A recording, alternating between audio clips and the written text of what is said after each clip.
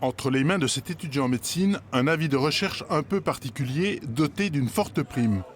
10 000 € pour s'installer en milieu rural. Mais les médecins sont-ils des mercenaires?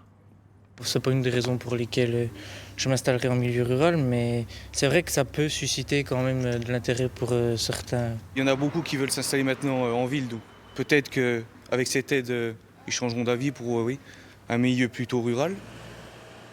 Et à l'heure des comptes pour la communauté de communes du Sud Territoire, le compte de médecins n'y est pas. Il y a les chênes, Carpan, les trucs, ils sont 5. Sur 12 généralistes, 60% ont plus de 65 ans. Et il en manquerait une dizaine à l'appel. Un placement en zone prioritaire et des aides de l'ARS ne suffisent pas à attirer la blouse blanche. Alors la communauté a décidé de mettre la main au portefeuille. Alors qu'est-ce qu'ils disent Quand vous regardez la densité de généralistes pour 1000 habitants au sud de Lyon et puis celle qu'on a chez nous, il y a effectivement un différentiel important.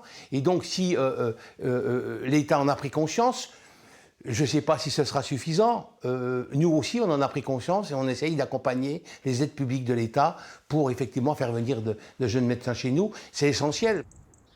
À Grand-Villard, commune de 3000 habitants, Étienne Crépin, après 35 ans d'exercice, va partir à la retraite.